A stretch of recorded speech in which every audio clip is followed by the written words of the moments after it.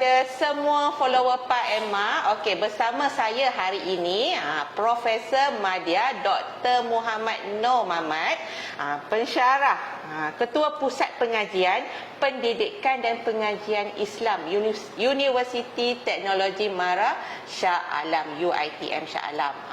Kita bersama dengan Prof Madya ni untuk sesi Tazkirah Pak Emma.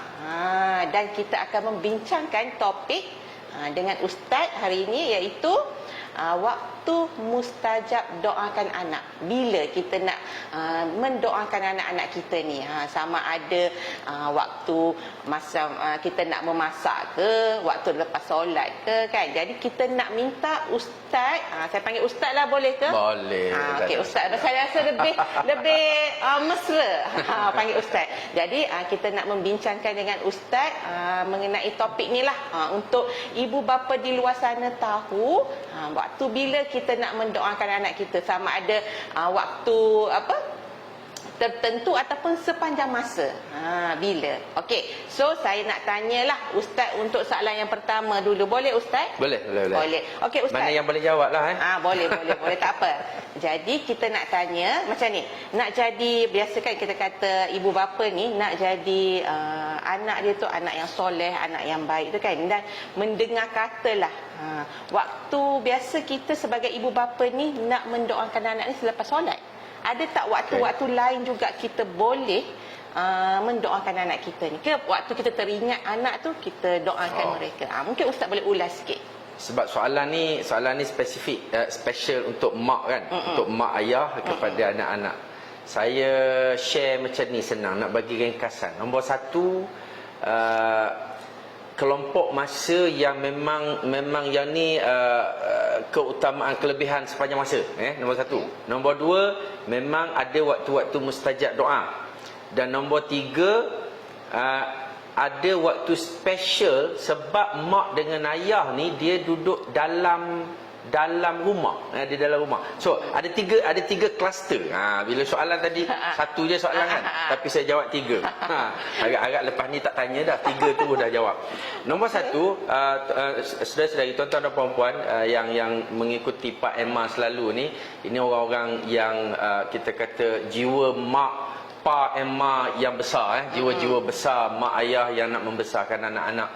Satu yang saya kata kluster utama tadi tu, pasal selagi kita jadi mak, doa seorang mak, doa seorang ayah memang anytime. Yang tu satu. Sebab tanya bila waktu mustajab, selagi jadi mak lah.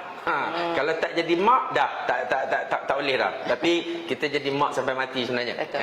Yang kedua, bila tanya tadi waktu lepas solat, yang ni termasuk kluster kedua. Okey. Waktu mustajab. Banyak waktu mustajab ni dalam doa-doa, dalam hadis-hadis Nabi suruh doa waktu ni. So saya boleh buat ringkasan lah. Asal kita sembang sini tak boleh lama-lama sangat. Salah satunya lepas solat. Okey, satu. Lepas solat. Ini semua kita rujuk pada hadis-hadis waktu hujan, lepas solat waktu hujan pula tu. Cantik. Ramadan, bulan Ramadan. Ini yang disebut oleh Nabi, waktu mustajab. So kalau kumpul semua ni lagi power lah. Lagi kalau waktu doa, waktu kita dizalimi, doa kita makbul. Tapi okeylah, kita tak naklah masuk yang tu. Yang tu harap-harap tak ada. Tapi kalau ada, itu waktu makbul doa, waktu mustajab doa. Waktu musafir, alamak cantiknya. Kalau musafir bulan Ramadan, lepas tu berhenti solat, lepas solat hujan renyai-renyai pula tu, contoh kan. Itu dah cantik. Hari Jumaat pula tambah satu lagi, hari Jumaat. Lepas tu antara azan dan iqamah, ini waktu mustajab juga. Antara dua khutbah, waktu mustajab juga. Okey, mak tak dapat yang ni. Waktu dua khutbah mak tak ada, tapi ayah ada. Hari Arafah, ini disebut dalam hadis juga. Waktu berbuka. Waktu berbuka, ada hadis yang kata doa yang tidak ditolak oleh Allah ada tiga. Doa seorang mak, doa orang berpuasa, doa orang musafir. Ada lagi hadis lain, tapi yang saya sebut tiga hadis ni, tiga doa, tiga masa ni. Maknanya kalau kita musafir, kita tengah berpuasa, lepas tu hujung pula dekat-dekat nak berbuka, waktu berbuka pula satu lagi, Allah, carilah. Inilah waktu-waktu yang mustajab doa. Saya tak bilang dah berapa tu, tapi itulah hadis-hadis yang sebut waktu-waktu doa. Termasuk satu lagi, takut-takut terlepas pandang, waktu 2/3 malam. Waktu 2/3 malam ni special sikit pasal tak ramai orang ada. Orang yang bangun je, orang-orang yang ada mujahadah bangun, Allah kata minta aku bagi. Tak minta juga. Kalau saya kata tak berapa cerdik lah. Macam bos tunggu depan pintu office, lalu nak bagi bonus, tak lalu. Sanggup pusing kot lain. Nampak sangat tak cerdik.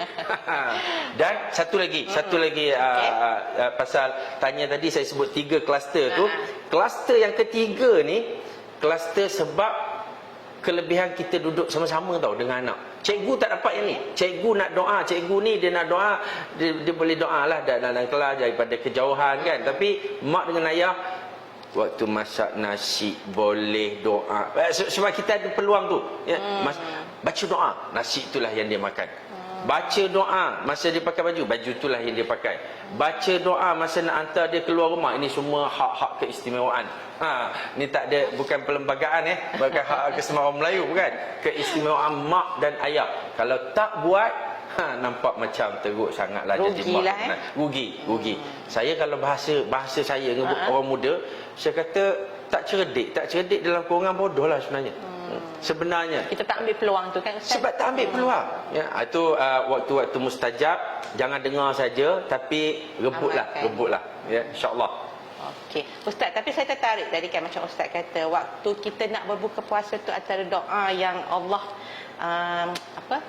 makbulkan lah kan. Tapi macam kita sebagai ibu ni tengah kalut masa tu Ustaz untuk nak siapkan makanan.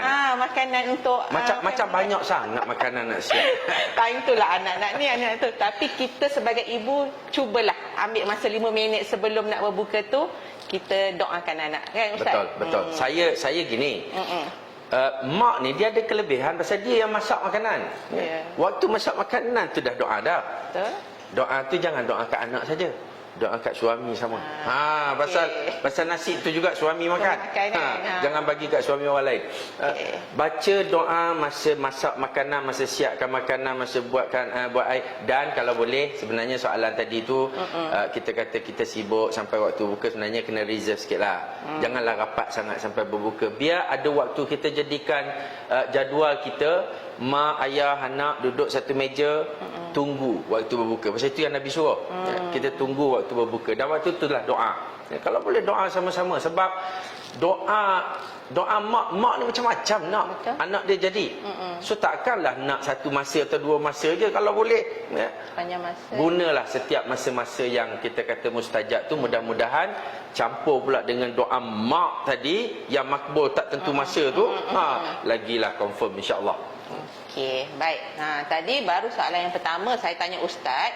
Panjang sangat huraian dia, dan kita haraplah apa yang dikongsikan oleh Ustaz tadi dapatlah kita sebagai ibu bapa ni memanfaatkan untuk anak-anak kita, insya-Allah, mudah-mudahan. Okey Ustaz, saya nak tanya jugalah pada Ustaz. Ada tak spesifik doa yang boleh kita sebagai ibu bapa ni baca untuk anak-anak Ustaz? Ustaz ada tak? Boleh share? Pun saya buat ringkasan macam ni, pasal kalau kita panjang kita hurailah. Tapi ada doa-doa yang memang dianjurkan dibaca oleh nabi-nabi. Nabi baca dekat anak dia, Nabi Yaqub baca dekat anak-anak dia, Nabi Ibrahim baca dekat anak-anak dia, Nabi Muhammad pun ada ajar baca dekat anak, dekat cucu dia. So doa-doa ni ada dalam Quran. So kalau kita selalu dengar Rabbana hablana min azwajina wa dhurriyyatina qurrata a'yun waj'alna lil muttaqina imama. Ini baca selalu.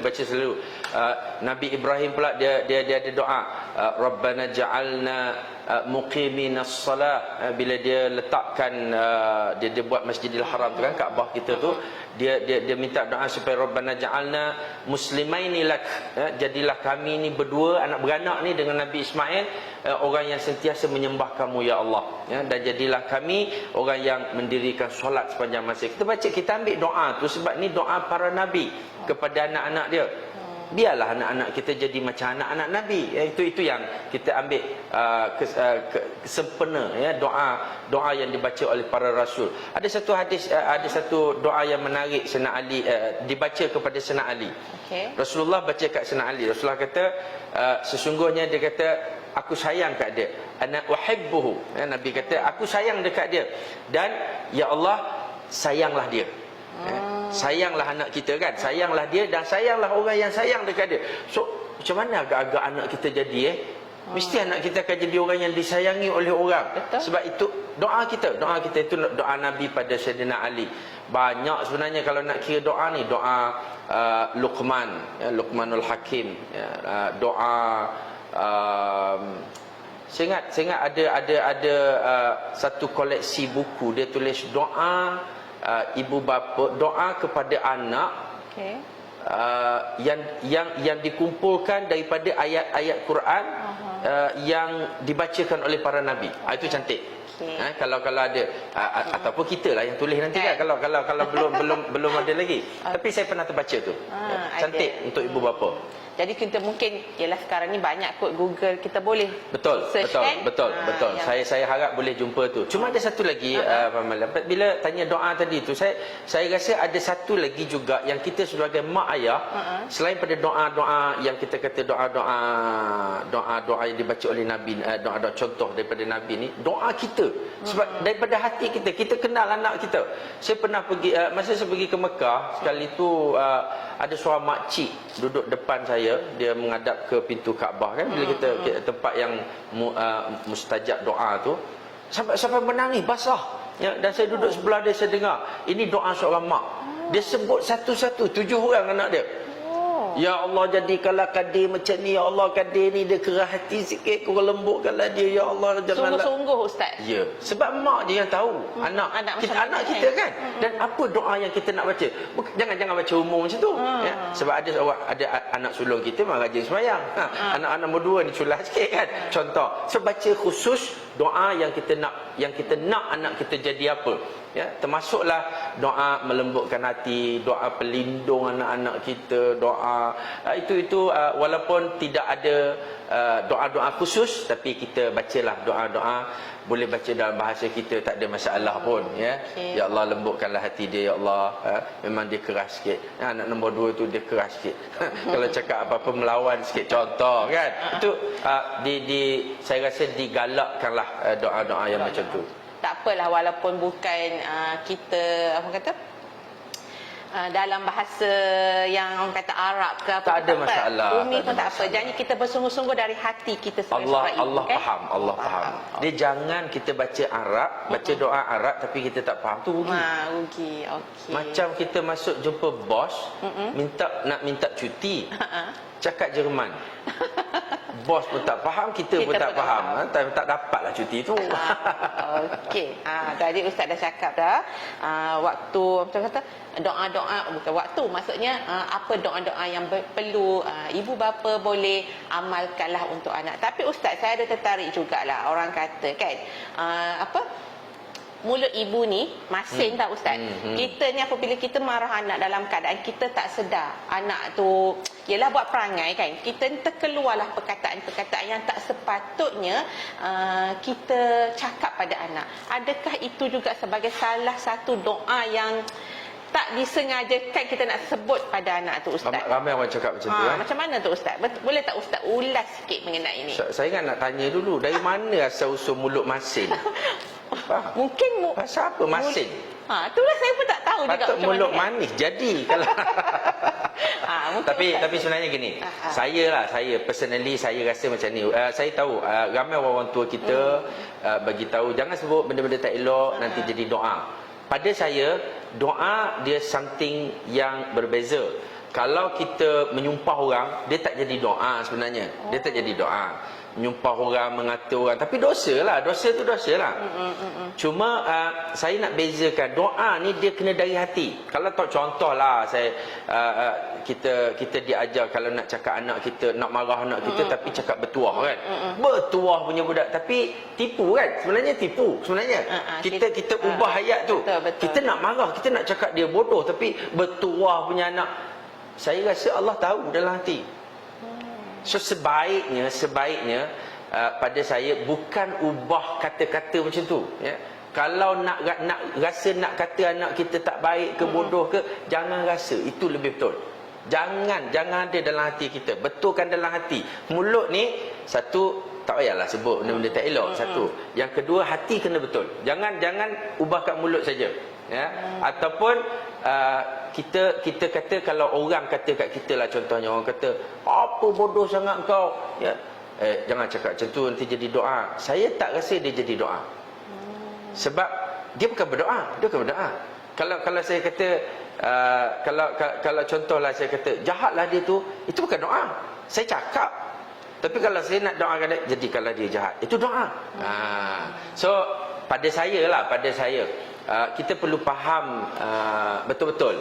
Bukanlah semua kata-kata tu jadi doa, tetapi pesanan orang-orang tua kita supaya jaga kata-kata kita, janganlah keluar benda-benda tak elok. Itu yang dia macam cerita si tanggang lah, lebih kurang. Dia nak bagi tahu supaya kita jangan jadi perangai, bawa tabiat duk cakap benda-benda tak elok. Lebih baik cakap benda elok, tapi yang sebaiknya bukan cakap benda elok saja, yang sebaiknya fikirkan dan dalam hati pun kena elok juga.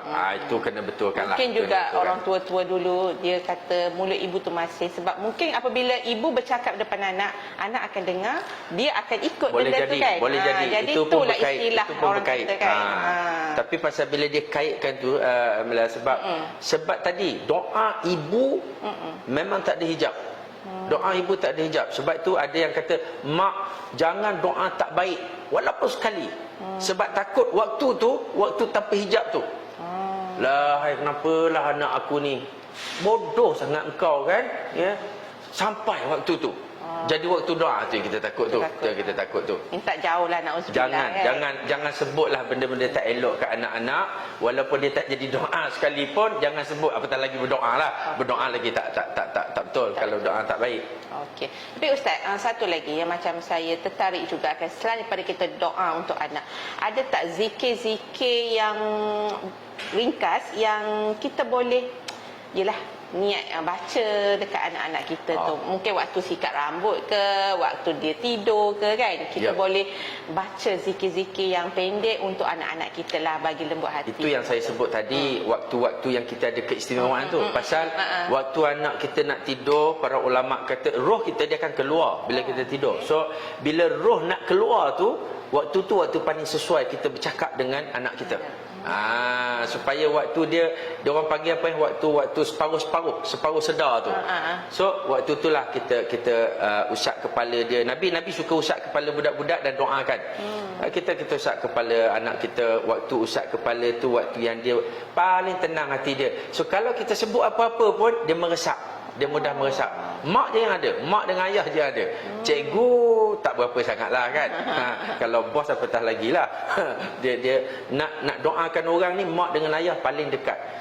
Waktu kita peluk dia, kita pakaikan baju dia ke apa ke, kita baca doa, ya Allah, doa pakai baju tu, Allahumma ahsin khuluqahu kama ahsanta khalqahu. Ya Allah, elokkanlah akhlak dia macam kau buat dia ni elok-elok lah. Gitu kan, ciptaan dia elok-elok. Ataupun zikir-zikir yang ulama kita ajar, ya Latif contohnya kan. Ya Latif ni kalau anak kita kerah kepala sangat, kerah hati sangat, ya, tengah peluk gosok dada dia, ya Latif, lembutkan. Kita minta lembutkan hati dia, ya. Buat kat suami pun boleh, kalau suami jenis kerah kepala sangat kan. Tapi payah sikit lah. Payah nak dia gosok. kata dah kenapa nak ni? gosok kepala suami payah. Anak tu kelebihan kita. Kan? Anak tu mungkinlah kita boleh buat untuk anak-anak. Tapi kita boleh juga doakan suami, tak semestinya kita nak gosok kepala dia kan Ustaz? Yalah, betul lah. Itu saya kata dia ada waktu-waktu yang kluster-kluster tadi tu. Kelebihan-kelebihan kita lah. Kalau ada tiga-tiga tu, banyaklah peluang kita, insya-Allah. InsyaAllah. Okey Ustaz, satu lagi ni saya nak tanya sebelum kita nak buat rumusan lah untuk topik waktu bila doa kita nak mustajab untuk anak ni kan. Macam setengah-setengah ibu macam saya jugalah, saya pun ada baca juga banyak artikel-artikel yang mengatakan waktu kita basuh beras tu ustaz kan, kita buang air dia tu kan, kita ni basuhkan tangan kita tu, air tangan ibu lah orang kata kan, waktu tu juga adalah waktu yang sesuai untuk kita niatkan yang baik-baik untuk anak dan juga suami kita. Betul Ustaz? Betul. Saya masukkan dia sebagai waktu-waktu mustajab yang kluster istimewa tadi tu. Sebab itu sebenarnya waktu yang mak saja ada sebenarnya. Ayah ni ada waktu lain lah. Ayah contohnya waktu terima gaji tu, contoh kan. Waktu terima gaji tu sebenarnya kita baca doa sebab gaji itulah yang kita bagi makan pada anak-anak isteri kita, betul. Dan waktu basuh beras, waktu sediakan, sendukkan makanan. Kalau nak cantik lagi mak hak suap dekat anak, masa suap tu waktu doa lagi, sebab dia makanan ataupun minuman yang kita bagi pada anak-anak kita, dia akan membentuk kepribadian. Itu dalam Islam, ya.